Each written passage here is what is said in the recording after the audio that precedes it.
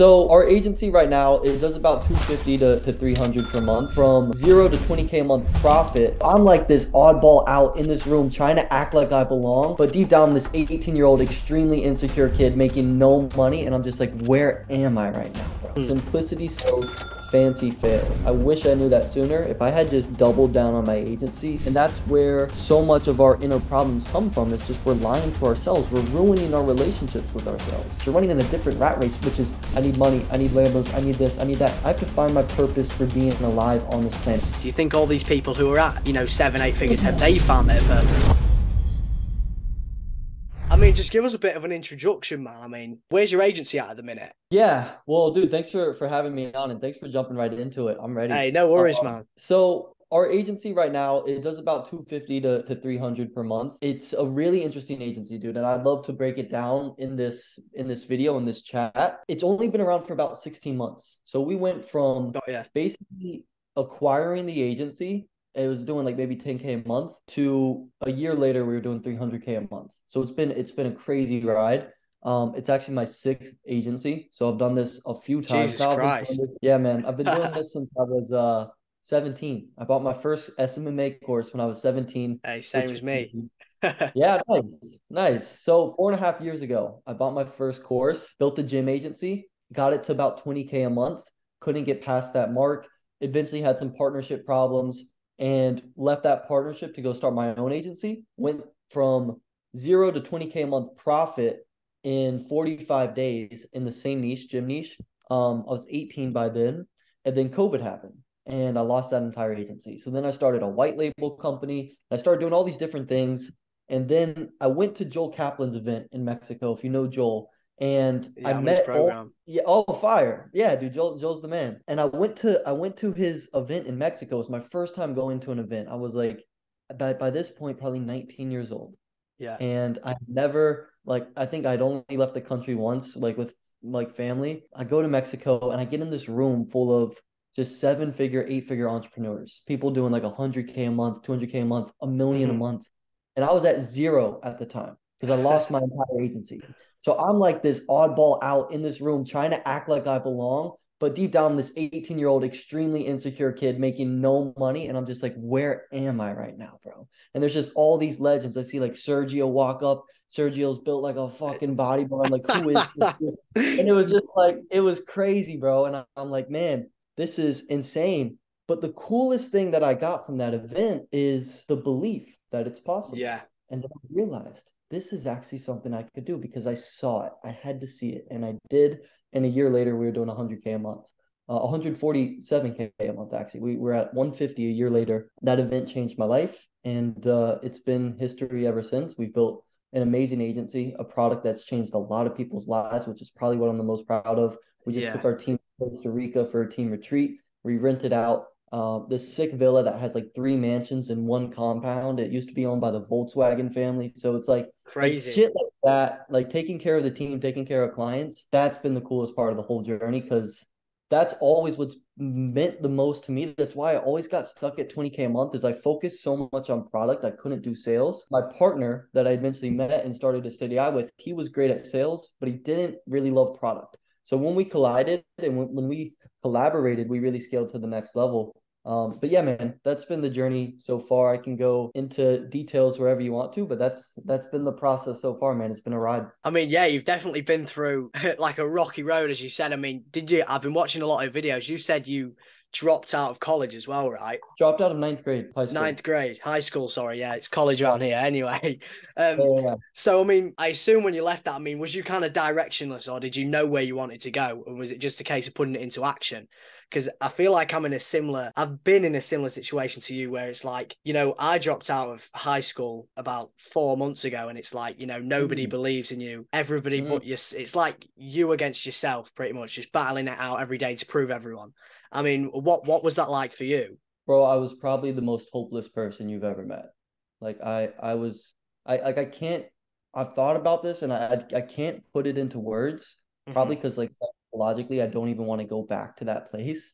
But I was in such a dark place when I left school. I didn't drop out because I wanted to be an entrepreneur. I dropped out because I hated school. And if I stayed in there, I was going to be just like incredibly depressed, and like I was Mm. really starting to hate my life. Like every day I would wake up, it would just be like anxiety, stress, feel like I didn't even enjoy waking up. So I left school. It didn't get better, unfortunately, because now I had this negative self-image of myself, which is like I can't even go to school, and I became like the kid who left school, and people thought I was Yeah. either like doing drugs, or I was like the dropout, or I was just like the weird, like, and I just started really, really getting a negative perception of myself. And business, when I stumbled across YouTube videos about business online, I got an ounce of hope. And I got it. I got an ounce of hope that somewhere deep inside of me, maybe I can get out of this. Maybe I don't need to wake up every day and feel like this. And I watched a guy named Billy Wilson. I don't know if you Hmm. happen to know. He's an OG though. He's now one of my good buds, and I bought his course. I watched his YouTube videos, and I changed my life, man. I changed my life, and I did it because I had no other option. Like if I didn't make business work, I don't even want to think about where I would be or if I would be here at all. So Yeah. I had to make it work, man. And I was extremely hopeless for 3.5 years straight, dude. 3.5 years from age 14 or age 15 to age like 17. I was just, every day I woke up, I just felt, I literally hated waking up. I hated it. And it's sad, but man, it makes me so much more grateful to now be here. It's just like every day I get to wake up now, I don't even care what happens. I'm just fucking glad to be alive, bro. The fact Yeah. we're doing 3 a month, that's just icing on top. That's just the icing on top of the cake, bro. I don't even need that. I just need to be here, present in this world. So it's been a blessing, man. But no, when I started off, just a few years ago, I was very, very hopeless. I was very scared of my future. But that was the best place I could have been because that drove me to go to the next level. I needed it. I didn't want it. Most people just want it. I needed it. I had 100%. no, I yeah, man. completely agree with you there, Matt. Yeah, It sounds like you had a kind of like a difficult, like, when you're in high school and things, your life yeah, wasn't great for you, right? But when you got that purpose and when you found it, and it was quite literally, I always say it to myself, it's like, get rich or die trying. You've got to need it. You've got to want to have it. Like, yeah. you can't have like a plan B, right? And you didn't really have that either. And I think that's the thing that a lot of successful people have in common. It's actually go all in. I'm doing this or I'm not doing anything, right? 100%. I mean, you said plan B, and the problem with that is it gives people a scapegoat, right? It gives you an easy out Yeah. to not succeed, and it gives you a false sense of security to where you don't have to go all in on the game, and that allows you to get comfortable because you perceive yourself to be able to just leave the game. So one thing I was just talking about this in a podcast kind of like group call I was doing yesterday. Hmm. Story that I love. It's a story that JFK actually told. I know you're not American, but JFK, one of our presidents. I don't know if you've Yeah. heard of him. Yeah. Um, Yeah. cool. Okay. The only like English person I know is like Winston Churchill. So I don't know, Yeah. but Winston Churchill is a G. I just want to put that out there. But anyway, um, so JFK, he told this story when he was talking about the moon landing and how we were going to get a person on the moon, which is like this unimaginably difficult thing, right? Like sometimes I think about building a seven-figure agency, and I'm just like, dude, we've put human beings on the moon. I'm gonna complain about building a seven-figure agency, a Yeah. seven-figure social media marketing business for realtors when we've literally there's other people that were born the same way as me that put a human being on the moon. And I'm gonna say that building 100 client real estate marketing company is hard. Like, bro, it's perspective. So anyway, I just want to put that out there too. But what JFK said in this speech is he told a story about his grandfather who grew up in Ireland. And his grandfather every day would walk home from school with his friends, his schoolboy friends, right? They would Hmm. walk home every single day and they would climb these walls, right? Kids being mischievous, getting into bullshit, right? They would climb these walls and they would climb over these walls and like see the other sides of these walls. And they would do that every day that they walked home. One day, they got to a wall that was so high, they couldn't imagine climbing over the wall. They couldn't believe how they could possibly get over this wall. It was so high. So, what they did is they took their hats that their mothers knitted for them and made for them that were part of their outfits, and they took their hats and they threw them over the wall. And they threw them over the wall because they knew there was no way they could return home and face their mothers if they didn't come home with their hats. So they threw the hat over the wall. So they knew the only way they could go home is if they climbed over the wall and got the hat and came back. That was the only way. Because to face their mothers would have been worse than to not climb the wall. So they threw their hats over the wall. And for me, thankfully, I had a choice. I had no choice about throwing my hat over the wall because my hat was already over. Like I had to climb the wall or die trying. Like you said, it was literally that. So anybody who's in a moment like that right now, where they're facing that, they're dealing these inner mental challenges, they're talking to themselves in a negative way, and it just they feel hopeless, they feel stuck. That's actually a good thing. And it's really hard to see it right now. I know everybody says it, and it's easy to say when you're up and you're successful, but it's actually the best thing that could happen to you because it's going to take you way further than the person who has a ton of potential, but they're too comfortable to actually maximize their potential. That's a really interesting way of putting it.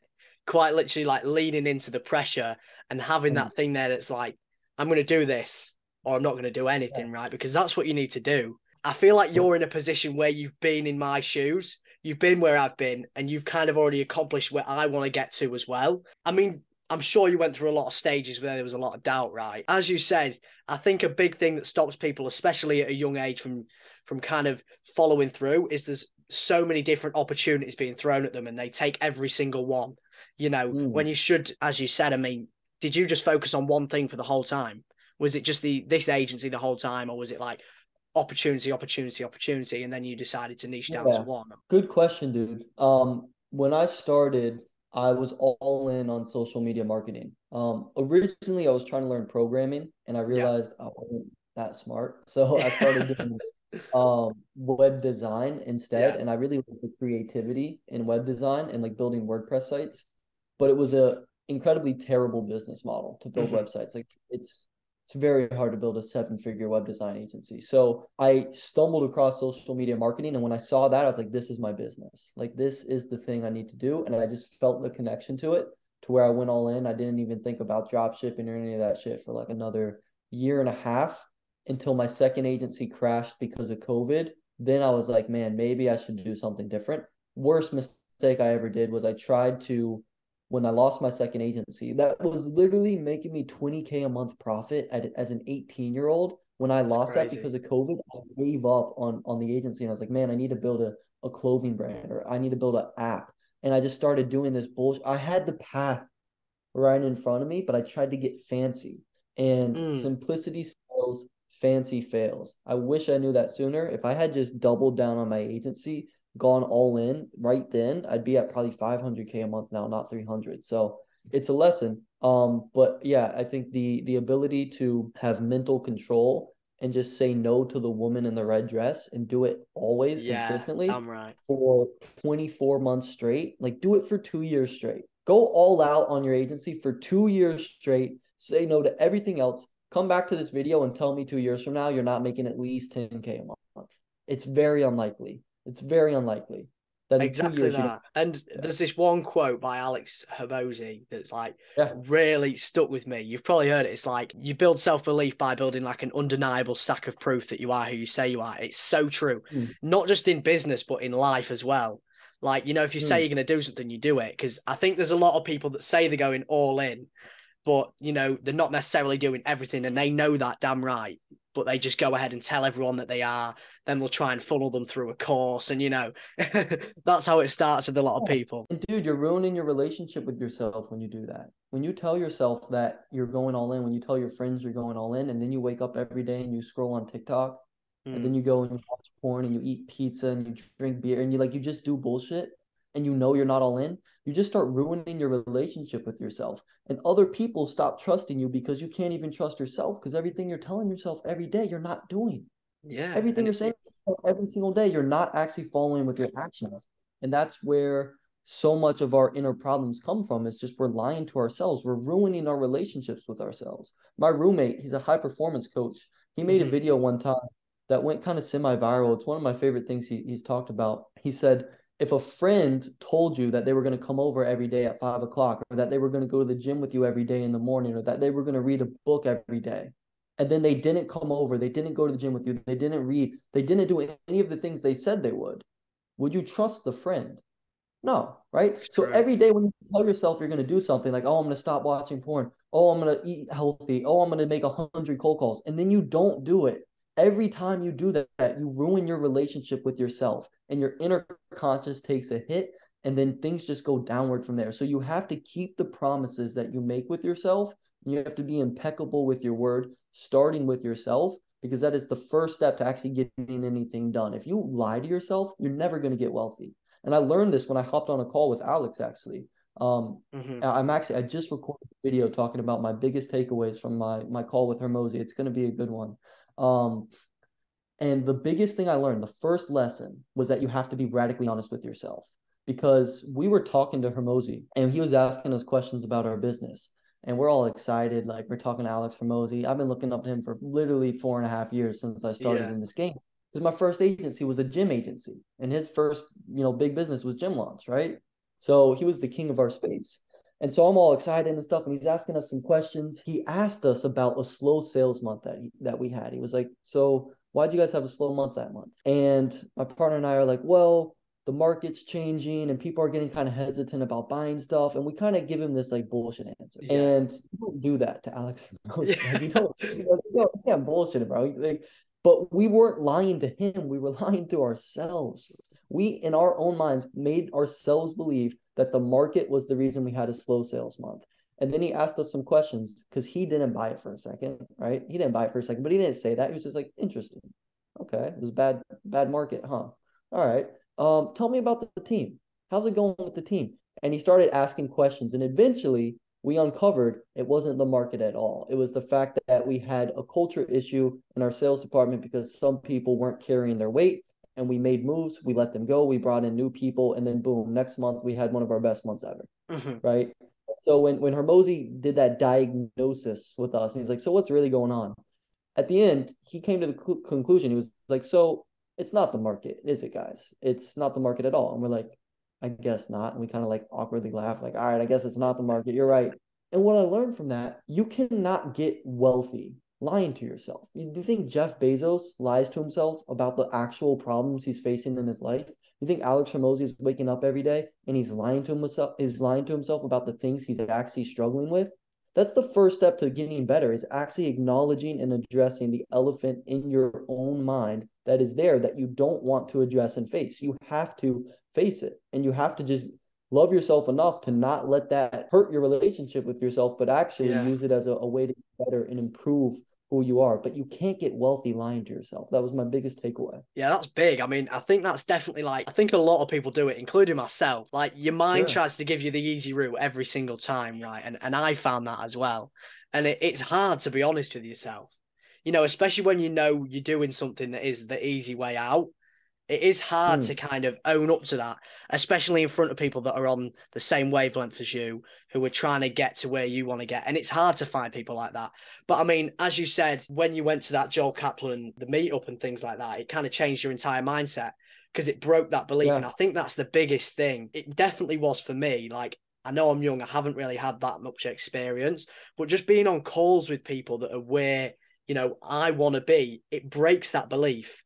And then actually going out and doing it for yourself, taking payments on the phone. I genuinely know now, and obviously you already knew this when you started closing clients and things like that. It's like before you close clients, you genuinely don't believe you can take thousands of dollars over the phone. It seems Yeah. impossible. It's like everybody around you, your friends and your family, of course they love you, but realistically, that belief is still kind of there. Like, they don't believe that it's possible. Therefore, you don't believe that it's possible. And that's what was happening with me. And now I do know it's possible. It's like your eyes open to a whole new world. It's crazy. Mm. And that's why I'm excited, It especially is, to go to dude. these meetup as well. Like, go to these meetups, speak to people that are, making Yeah. 6, 7, 8 figures, and kind of get to know what's going on in their mind, because it is just a beliefs game.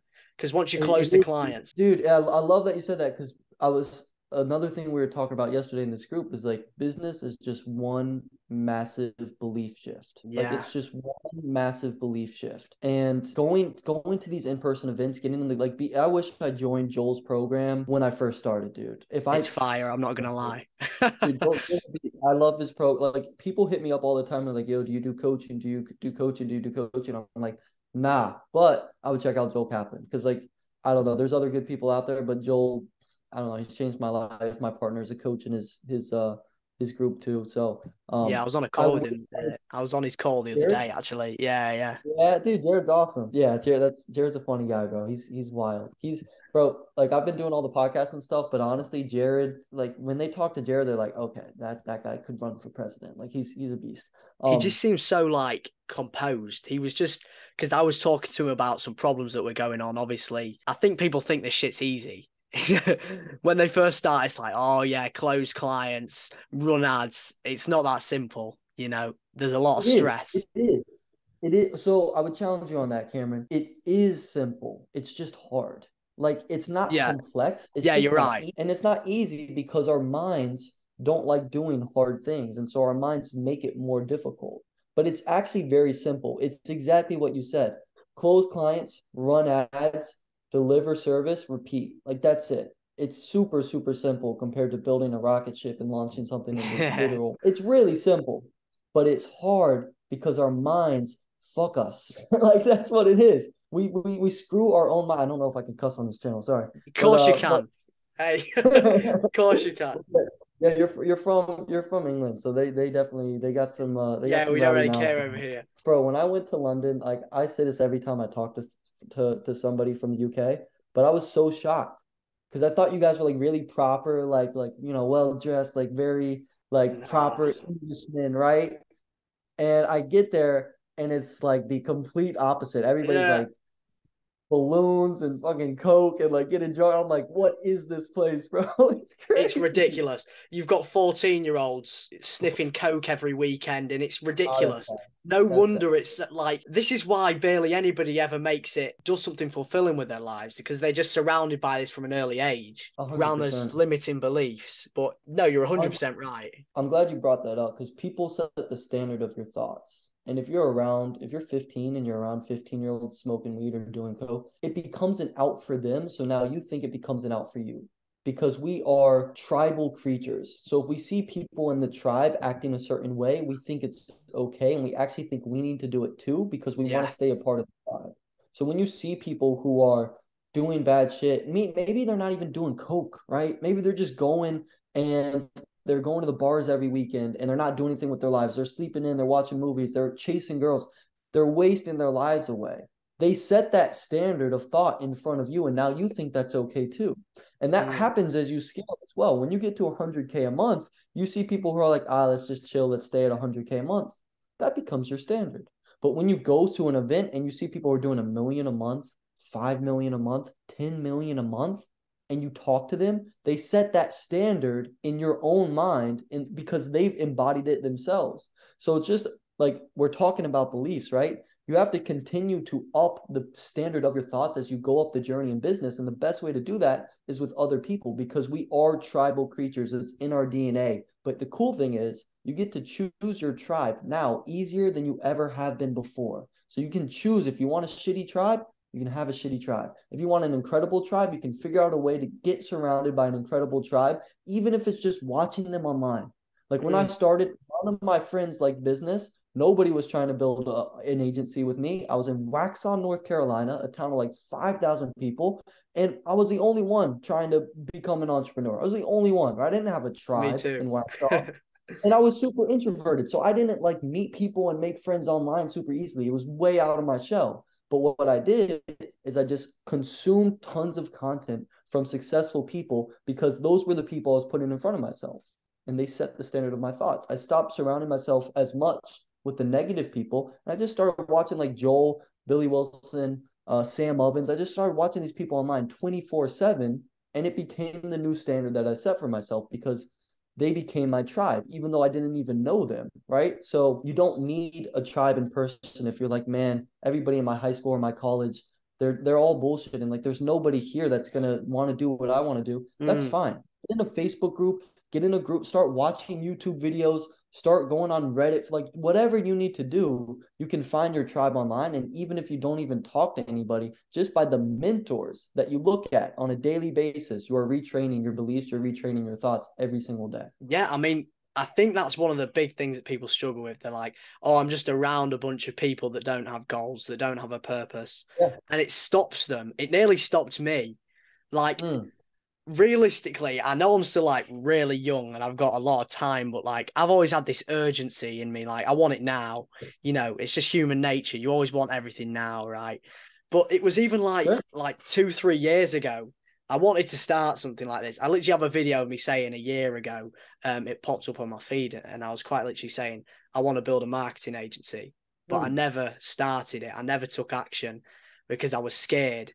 I was scared to make the sacrifice. I was scared to kind of surround myself with new people because it is scary, but you do have to take that leap. You're 100% right. And even I'm like learning so much just talking to you, Matt, just kind of speaking to someone who's making six figures and just the mindset that goes into it. Because, I mean, realistically, say your agency was to kind of fall apart, right? Would you be confident that you'd be able to scale it back to where it is now? oh, 100%, dude. 100%. We figured out the process to get into Yeah. 100K a month, 200K a month, 300K a month. Like yeah, we'd be back to 300 within 12 months for sure. But to touch on the fear aspect, it's like people think fear is a bad thing. Fear is just a natural emotion that is a reminder that you're alive. In fact, if you don't feel fear, you're either dead or you're a psychopath, right? Like if you don't feel fear, that's actually really, really concerning. It's good. Eventually you train yourself to manage fear, but the person who is courageous and the person who is a coward, they feel the same thing, fear. It is the action that they take that separates them. So for me, this journey has just been one huge, massive overcoming of fear. Like, dude, I face fear all the time. Like the podcast I did yesterday, like I didn't really want to do it before. I was like, I don't know. Like I was like, I don't know this group, blah, blah, blah, blah. I still feel fear all the time. Hopping on team meetings sometimes. I'm like, oh man, like what are we gonna go over today? I'm not prepped. Like hopping on client calls where the client wants to cancel or whatever. Yeah. You still feel fear. It doesn't go away. You just get better at managing it. And in the beginning, if you have fear, good, let it fuel you. Just take the action anyway and give yourself space to fail. Give yourself space to fuck up that sales call. Give yourself space to ask a stupid question on a group mastermind call. Give yourself space, bro. You got the rest of your life to figure it out. If you do something stupid and you mess up now, that's fine. You got literally 60 years, 70 years, if you're listening to this video, probably to figure it out. So you're Yeah. fine. You got your whole lifetime, but just take the actions and fail and give yourself the space to do that. 100%. I agree. And that's something I definitely need to take on board. I think everybody wants the quick solution. They don't want to fail. They want to try and figure out all of the mistakes that other people make so they can't make them themselves, which is great. But I mean, I've even found it like I was delaying taking action because I didn't want to fuck up. But in reality, Mm. I think there's only so much coaches and mentors can tell you. You're going to fuck up regardless, right? I think Jared said on the call that you were having some problems with accounts getting hacked or something. And I was like, how do you deal with that? Like, how Woo. do you deal with that stress? And he just seemed so composed. Like, he just was like, the problems don't go away, they get bigger. You just learn how to deal with them better. Exactly what you just said. That's literally it, bro. Yeah, our business manager just got hacked. Jared's a little bit more calm when it comes to back end fires. He did manage the front end team and I managed the back end team. Mm-hmm. Most of the fires are on the back end. So you know, we've we've had some shit happen, bro. Oh my gosh. I might make a video on it, just going through like all of the things we had to go through because it'd be a long story for me to talk about now, but business managers getting hacked, lawsuits from team members, lawsuit threats from clients, like you name it. Like the shit, once you go on a bigger scale, the problems don't go away. Like Jared said, they get bigger because you're playing a bigger game. Yeah. Like Hermosi and Gym Launch, they had tons of like team member trouble. They had to let go of like 20 employees and their Glassdoor rating got shot to like 3 stars or like 2 stars, which is like your rating of your company from your team. So it's Yeah. like, bro, that happened to Hermosi, right? Like he had to deal with that shit. He had to deal with lawsuit threats, I'm sure. Now look, he's running a 200 million a year portfolio. So the problems, they don't go away. They get bigger, but you get better as a person at handling them. And you train your mind Like the cool thing is you're creating this mental pattern of like you're creating this thought loop that is consistent, which is I have a problem. I think it's the end of the world. I figure out it's not the end of the world. I solve the problem and I'm okay and I'm still alive. Like I'm actually not gonna die. This problem's actually not gonna kill me. Sometimes we have to say that to ourselves, like, yo, you're still alive. Take a breath. That's so fucking You're true, still man. alive. You're still on this planet. You're actually not gonna die because a client said they didn't close any of their leads. You're actually not gonna die because you didn't close that sales call. Like you're actually okay. And eventually you create the thought loop when you've gone through the shitty thing enough to where when it happens, you're just like, okay, this sucks, but we know shitty stuff happens. We know we face this. How are we going to get through it? Like, how are we like, we know eventually we're going to just get through it. So how do we get through it quicker? Because all the complaining and fear, it's not going to get us anywhere. It actually, when you activate the stress mechanism in your brain, which is your amygdala, it Mm, affects your decision making. So when your amygdala is activated, you actually you can't make decisions as effectively. So one of the best things you can do when you're stressed, and we train our team to do this, we train our clients to do this, relax your body. So like take your fingers, take your toes, take your shoulders, pull down your shoulders, relax your mouth because you have so many bones in your mouth. Relax your hands, relax your feet, relax your body, right? Because when you feel stress in the mind, it shows up in your body. And when you're physically stressed, you automatically get mentally stressed. In fact, it's physically impossible to feel stressed in your body and not also feel stress in your mind. But it's yeah, also physically impossible to feel no stress physically and feel any stress in your mind. I thought that was fascinating when I found that out. If you don't feel any physical stress, you can't feel stress in your mind. The problem is it's impossible to relax your entire body. Like you can't actually release all physical tension and stress, but you can release some of it. So relax your body, whatever is going on in your world, and then take 3 deep breaths. I'll only take one for this example. Do that 3 times and then smile. Just smile like an idiot. Smile for 15 seconds. Just smile. And people are going to look at you like, yo, what the fuck is wrong with this guy? But you're going to smile anyway. And the reason you're going to smile is because when you smile, you activate your prefrontal cortex. And what that does, it's the part of your brain that's responsible for making decisions. It's a part of your brain that's responsible for speaking and things of that nature. So you are more effective with decision making when your prefrontal cortex is activated. And Stanford actually did a study on this where they took students on one group and they took students in another group and they had them take a test. The first group just took the test as normal. The second group, they put a pin in between their mouth for 15 seconds before they took the test. The second group did like 40% better than the first group on the same test because they smiled for 15 seconds before a sales call, before a client call, before anything that you're worried about. Take 3 deep breaths, smile for 15 seconds. Yes, it's weird, but it actually works because it's neurochemical. Like it's your chemistry between your brain and your body. And it's real. That shit is powerful. I'm not Andrew Huberman, but I know that that's real. So that's just a tip for anybody who's feeling stressed before you go into that sales call, before you go on that client call. That will change your life. Relax your body, take 3 deep breaths, smile like an idiot, and then go execute the thing that you're trying to do. I'm definitely going to take that on board. You already know this.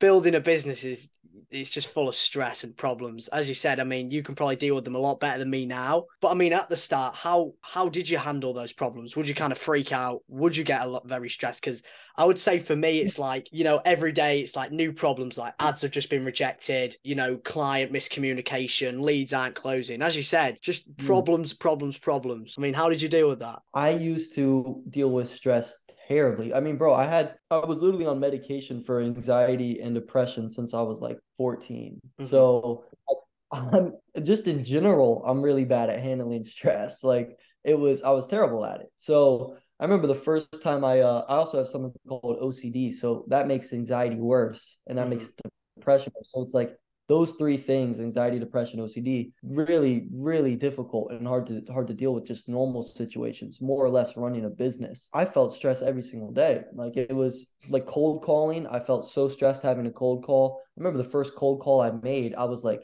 sweating and I was taking like 10 minutes to actually press the call button because I didn't want to do it, but I just did it anyway. And I just kept going. And it's like the tip I gave on how to manage stress now, I think that's important. I think meditation can be very valuable, but you have to do it for like a year straight. I feel like to really see the benefits, understanding your own mind. and going on the philosophical journey of like understanding your thoughts and understanding yourself, that has been invaluable to me. Like understanding Stoicism, understanding Buddhism. I'm very into philosophy, and I think there's a lot Hmm. of parallels between philosophers and successful entrepreneurs. I think of Alex Hormozy in a lot of ways as just a modern day philosopher, that his game is business instead of like science or whatever the old philosophers were into. So philosophy and going in the journey of understanding yourself and being introspective, which etymologically means to seek within, right? So intra means within, inspect means to seek. So to seek within and really going on that journey of like, why do I feel this way? And when you get deep enough and when you really talk to yourself enough, and you're like, why do I feel this way? Oh, well, it's because of that thing.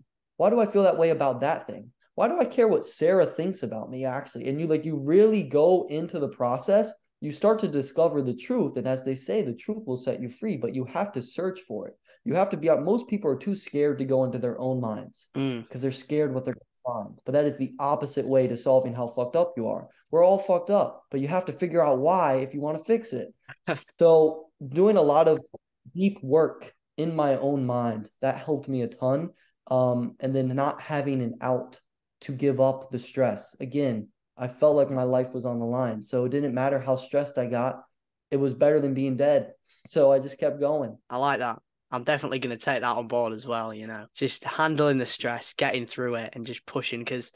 And one other thing that I think a lot of people would love an answer for, especially me as well, it's like, I feel like when you're hustling, when you're putting in those 12-hour days, when you're trying to get to that specific goal, I feel like the first goal that everyone wants is, that 10K a month mark, things like that. When Yeah. you hit that goal, is it actually as good as you perceive it to be? It's not. Dude, I'm sorry to say that for everybody. I'm sorry to say that. When I started in this game, all I wanted to do was make $2,500 a month. That Yeah. was my goal. I remember saying out loud to myself, Cameron, like, dude, I said out loud into the universe, just by myself, if I can make $2,500 a month from my laptop, I will be the happiest person in the world. Said it out loud because I was that desperate, dude. I was like, just like God, universe, whoever is out there, give me $2,500 a month for my laptop. I will be the happiest person in this world. I'll be grateful every single day. I hit $2,500 a month, and now I had $2,500 a month worth of problems. When I was at zero, I had $0 worth of problems. Yeah. So I didn't get better. I just had more shit. And then I was like, all right, well, I got to get to 5K because then I'll be making more than my teachers, and that'll be awesome. So I got to 5K and I was like, well, man, I'm almost at 10K a month. Like 10K a month would be crazy. Six figures. That's like the goal that, like you said, everybody shoots for. What if I Yeah. got to 10K a month? A couple months later, I'm at 20K a month. And I'm like, damn, maybe I need to get to 100. Maybe 20K just wasn't enough because people get to 20. Like 20 is like, no, like you can get to 10, 20K. There's plenty of those guys on YouTube. Maybe I need to get to 100K a month. Maybe that's the reason I'm not happy yet. So I was like, all right, I'm going to battle to 100K a month. And that was like the dream. That was like the seven-figure agency was like, that was the pinnacle for me. The day Mhm. we hit 100K a month, I cried, bro. I almost cried because of how unfulfilled I was by seeing that number on our Stripe screen. Because I realized for the last 3 years I'd been chasing the wrong thing, and that 100K a month was not going to be the solution to my problem. Money only solves money problems. It does not solve mental problems, right? And the problems we really have are within our own minds. And money cannot solve that because money is just an illusion. Man created money. It's not even real. We create money and it only has value because somebody else said that it has value. It's literally not even a real thing. How is an illusion going to solve your real actual problems? It can't. It can't. But what it can do is it can give you the freedom to focus on your real problems full time so you can actually solve the real shit and you can discover your real self because you can't solve your real problems when you're focused on putting food on the table, right? Like you can't solve your inner problems when you're figuring out how am I going to put a roof over my head and survive. It's like Maslow's hierarchy of needs or whatever. I forget the guy's name, but hierarchy of needs. Your physiological needs are first, I believe, which is food, water, etc., shelter. You can't solve those. You can't solve the deeper problems, which is your psychological needs, when you still are trying to solve your physiological needs. So once you get up to enough money where you're able to survive and put food on the table, it's not going to get any better after that. Like, yeah, you'll have the Lambo, maybe you'll get the Rolly, maybe you'll take the nice trip to Cape Town and you'll have some Iman models behind you, bro, and you can flick up for the gram and you can post it and everybody will be like, yo, Cam's sick, bro, Cam's fucking a killer. But you're still gonna have to go to sleep You're still going to have to wake up. You're still going to have that conversation with your own mind the next day. And you're going to have to really talk to yourself and say, yo, do I really love myself? How do I really feel about myself? Right? Because the models and the watches and all that shit, it's not you, it's not your mind, right? And it goes away. It's only temporary, right? So no, it doesn't hit like you hope it would, but that's okay because the journey that you have to go on to become a 100K a month person and to run a seven-figure business, that is in itself a challenge of your own mind. And that's the beauty of the game. It's not what you attain, it's who you have to become in order to attain it. That's what I'm fascinated with. I didn't like, dude, if you met me 4 years ago, the Mhm. idea of doing what I do now and running a company like that, I didn't think it was possible. So the person I became in order to do this, although I still have so far to go, it's ridiculous. Just the fact that I'm here now doing this, like I didn't think that was possible for myself. So what I've discovered and who I've become and what I've learned about myself, that's been the most beautiful part of this journey. That's been the life-changing part. The money, you quickly realize, doesn't do shit. It doesn't do shit. It's a quick dopamine hit, and that's that. And if it Yeah. goes away, your identity is attached to the money. When you lose the money, which you're going to have highs and lows inevitably, when you lose the money, you start to lose yourself because it's literally how you view yourself. It's part of your identity. Yeah. So that's my rant on money. That's my rant on needs. Unfortunately, it doesn't solve them, but it gives you the freedom to be able to. And it also, in building a business, it is a way to discover yourself as a person because your business is just a reflection of yourself. They all say that, right? All the gurus say that. But what that means is if you want to develop your business, you have to develop yourself, right? And if you develop yourself, you're going to develop your business. So in order to do one is to do the other. And that's the beauty of the game, in my opinion. So you think it's well 10 times more important for someone to actually build themselves up, eat healthy, get their mind right, take time to focus on themselves. Because I mean, Bill Gates and things like that, Elon Musk, they say they quite literally lock themselves in a room and worked, 13-hour, 14, 15, 16-hour days. What's your thoughts on that? Do you think that's the Dude, right way to go about it realistically, if you want like a healthy mind and a healthy business? I mean, dude, I worked my fair share of hours. That's for damn sure. I've working 67 hours a week since I was 17. So I'm not against that at all because every minute you're working on your business in some way, you're working on yourself. I'm not against that at all. The person that Elon Musk has become because of the work he's put in is incredible. Like Elon without Tesla is still an incredible human being. So it's worth it. What I think is interesting, I was talking to Serge Guattari, if you know Serge. Yeah. We were talking about mimetic desires, and I'm not really well educated on this, but Serge was enlightening me. He was explaining mimetic desires as essentially desires that we have for our own lives that stem from other people's desires that we look up to. Iman wants to rent a villa in Cape Town with models, and so now you want to rent a villa in Cape Town with models. And I'd be lying if I said I didn't want to do that a couple years ago. I'd be lying if I said I didn't want to do that now. That sounds cool. But is it actually cool to me? Or is it cool because somebody I looked up to was cool for them? Right. So much of our desires, so much of what we're chasing on a daily basis isn't even what we want. It's what somebody we looked up to wants. And so thus we think we should want it too. That's why, again, you need to be introspective because that's where you'll find out what you actually want. You have to seek within your own mind if you want to figure out the truth. Otherwise, you're waking up every day and you're running the rat race. Even if you escape the matrix, like all these people talk about, you're still running a different matrix. You're running in a different rat race, which is I need money, I need Lambos, I need this, I need that. You don't even know what you actually want because you haven't taken the time to talk with yourself and actually discover the truth that you're desiring, that you're chasing. So mimetic desires are really interesting. And I think most people are chasing 100K a month, a million a month, etc., 10K a month for someone other than themselves. And I think what the goal of life is to figure out what you actually desire yourself and attain it and create self-respect. I think the meaning of Damn. life is to create self-respect. I think the purpose of life is to create self-respect. And I think the meaning of life is to help others create that same self-respect within themselves. I don't think money is going to give many people self-respect, but I think the journey that you go on as an entrepreneur can be a great way to cultivate respect for yourself because I don't know of a better way to find out what you're actually capable of, to learn who you actually are, than to get right in the damn trenches and work like crazy on a business that is literally just a reflection of yourself, because that whole time you're just working on yourself. I mean, I think a lot of people can resonate with that. If you actually think about it, I mean, why do most people build businesses? I mean, I know damn right the reason I was is for the attention. I've always craved attention since I was young. I want the flashy cars. I want the nice watches. I want to be able to be talked about highly. Oh, yeah, that was the kid that lived next to me. Yeah, he's now. That Why do you attention want and that? recognition. Why do I want attention and recognition? Because I just want to be better than people. When I was younger, I was just that overweight, obese kid that everybody thought was going nowhere and was just going to be fat. And then it just got to a point where it was like, fuck you guys.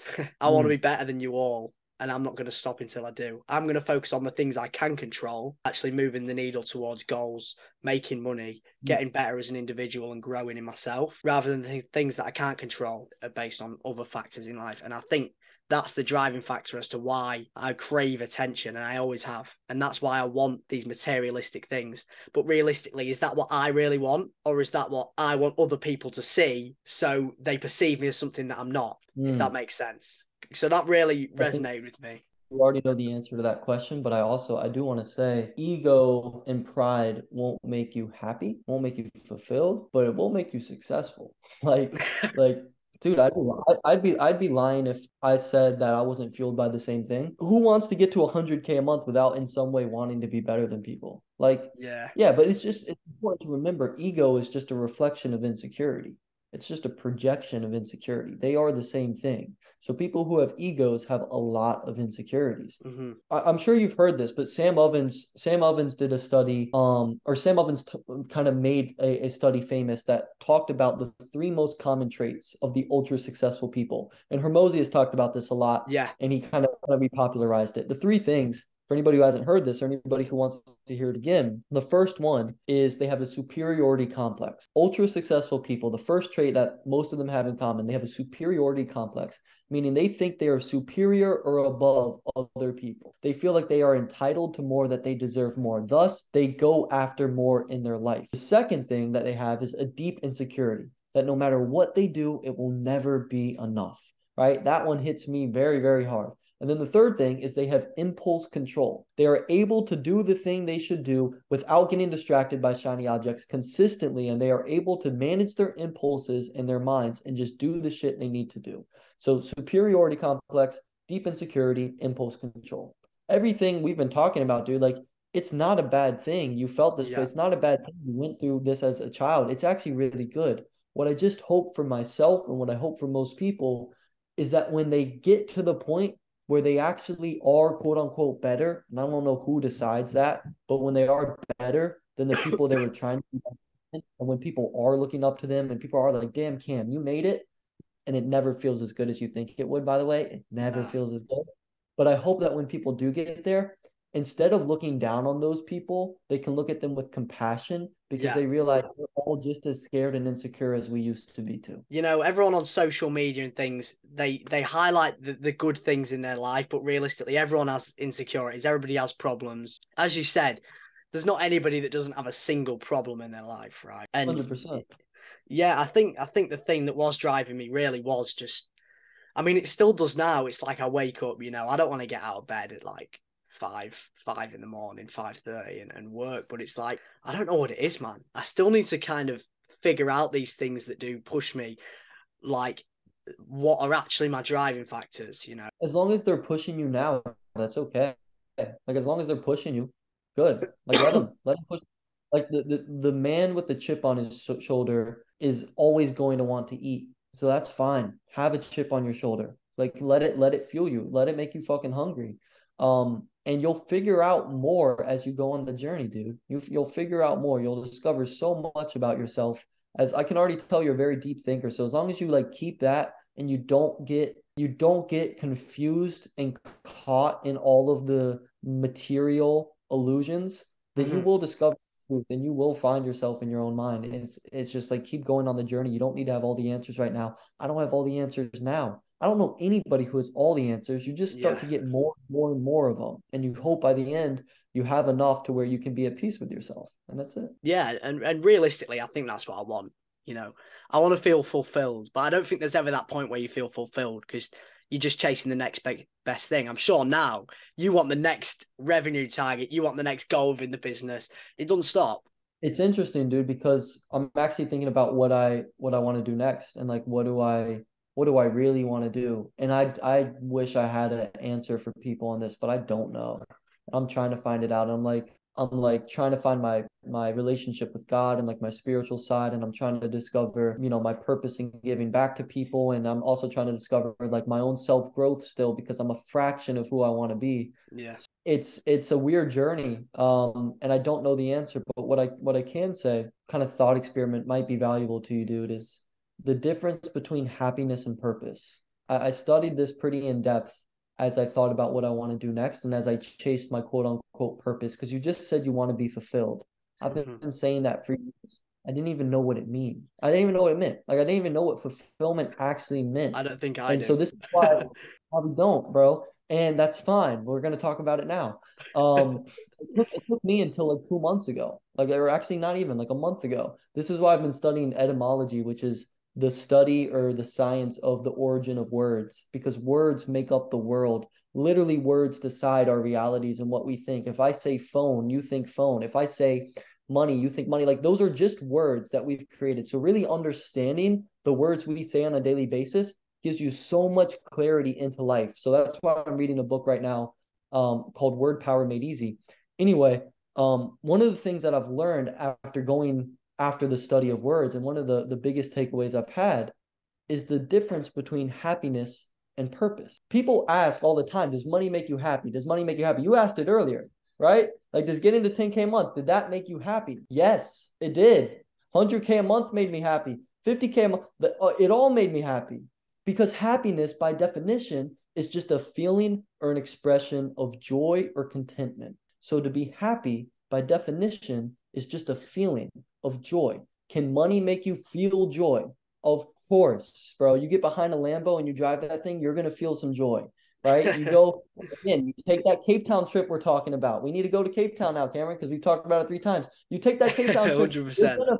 you're gonna feel happy, bro. You're gonna feel happy. But happiness is just a feeling. It's like putting a feather in the wind. Whichever way the wind blows, you have that feeling or you don't. It's there and then it's lost.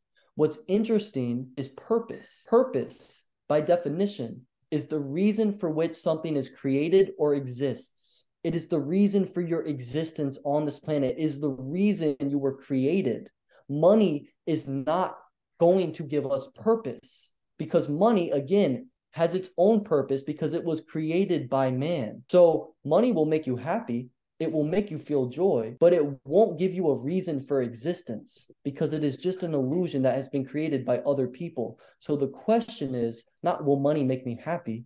It is, how do I become purposeful? How do I find my purpose? And what will give me purpose? And that's the journey I'm on now. What will give me a meaning for existence on this planet? I know it's not money, but I know money is a stepping stone to get to focus on purpose full time. So understanding the difference between happiness and purpose, once I understood that, I got so much clarity on what I really wanted to do in my life. And I know now I have to find my reason for existence on this planet. If I want to find my purpose, I have to find my reason for existence. That's the definition of the word. I can't find a feeling of joy or contentment. I'm not chasing happiness. It's just a feeling. I have to find my purpose for being alive on this planet, my reason for being created in the first place. I completely understand where you're coming from, where happiness, is a fleeting feeling, right? It's not permanent. It's only temporary. It's going to come and go, right? Same with, sadness, anxiety, things like that. So you're saying purpose is kind of permanent. Purpose is something that's going to continuously light that fire inside of you to get up in the morning, to feel content with yourself, and to actually live a life where you can genuinely feel good in yourself, even if something's going to shit as such. That is a great insight. I mentioned happiness is like a feather in the wind. I think purpose is like a mountain. No matter how strong the wind is blowing, it is there. Maybe it's a really windy day. Maybe shit's tough, but your purpose, your mountain is still there. So purpose is with you always, no matter what. It doesn't mean you don't have negative feelings. It doesn't mean you don't get sad. It doesn't mean that doesn't happen to you, but you always have purpose. When you find it, it is always with you. Yeah, for sure. And as you say, I mean, would you say that takes a long time to find? You said you haven't found it yet. I haven't found it myself, dude. Do you think I Alex think Hormozy has? Do you think all these people who are at, 7, 8 figures, have they found their purpose? Or is it something that you're just constantly searching for and then you might not even potentially find it? Because, if I was a betting man, I would say I think most people have never found their purpose. and I And I think you're think that's 100% right. that's one of the saddest things I could say. I think most, even successful people, you think if somebody's making 100 million a year, they found their purpose or their reason for existence? That can't be their purpose. We established that, right? Money can't be your purpose. It can't be your reason for existence. I don't believe that. Maybe I'm wrong, but I don't believe that. So no, I don't think these gurus who make more money than you have found their purpose. I'm not saying they haven't, but I don't think just because they have money, they have purpose at all. I think money is a great illusion. Sometimes the more money somebody has, the less purpose they have because it shows they've been playing the wrong game, potentially. Yeah. I think what's interesting is some of these people who have no money, but they have a ton of purpose. And that's another thing I would challenge people to think is just because somebody doesn't have money does not mean they don't have purpose. There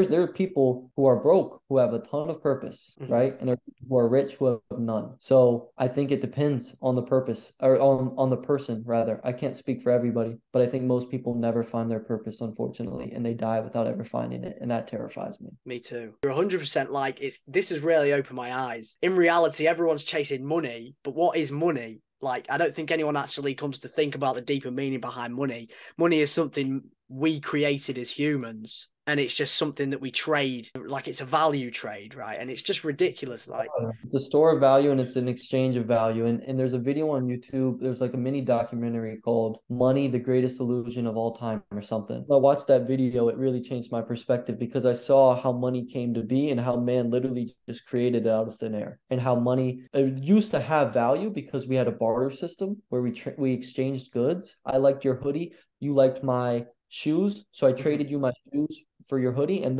those were physical goods that had real value. And then we created gold, right? And we used gold because gold had real value because you could make things from it and you could actually do things with gold. And then gold got too heavy to carry around. So people made paper and they made money and we just created it. And we put little ink on the paper and we said, you know what? This is worth this much. This is worth 5 of your hoodies. This is worth that house. This little piece of paper is worth that just because I decided it does. I decided it is. That's not how it works. It's literally just an illusion. So when you understand that, it allows you to think deeper about your purpose and about what you're here to do. And I will say, I said earlier, I think the purpose of life is to cultivate self-respect. I stand by that. So I guess in a way, I've found what I believe to be my purpose, which is to cultivate self-respect. What I haven't found is how to achieve my purpose. Like what I'm working on now is, okay, how do I create unimpeachable self-respect? And how do I create like resistant, resilient self-respect that is there always? And then how can I help other people do that too? So I think I know what I need to attain. I think I know what I need to do, but I don't know how to get there yet. I'd be lying if I said I did. 100%. I mean, this has been awesome, man. If you don't mind, I'm just going to ask one more question. Just something that I just want to get from your standpoint, which I think a lot of people would get a bit of value from as well. From your perspective and from people above you and things, can you tell by just speaking to someone if they're going to succeed? Yes, not always. Like I'm not a prophet, you know. Like, Yeah. like oh, like he's like I can't just like look at him and say, oh, that kid's got it. But Yeah. not always. But I will say, I think one of the things I pride myself on in business and just in life is being a good judge of character Yeah. and having a good instinct on other people. And it comes from all the introspection I've been in on myself because I've done so much work to try to understand myself. And I've learned, Cam, you can't understand somebody else until you understand yourself. But when you do understand yourself, you can understand others way better. And so I feel like since I was a kid, because I was always being introspective and trying to learn, I was always good at reading other people. And I love basketball growing up. So I would watch kids walk into the gym and I would try to guess if they could play or not just by the way they walked and by the way they Yeah. carried themselves. I always talked to my friends and family about this and they thought it was bullshit, and maybe it was, but I feel like most of the time I could tell if somebody was going to be good or not just by the way they carried themselves. And I feel like you can develop that skill, and I've learned it in business as well. I've learned it in hiring is the best example of this. Sometimes you have to bet on people and you have to go off your instinct because it's part art, it's part science. So there's a lot of people that I bet on that a lot of people might not have, but I felt like they were going to succeed. The bets have been good. So I feel like not always can I tell if somebody's going to succeed.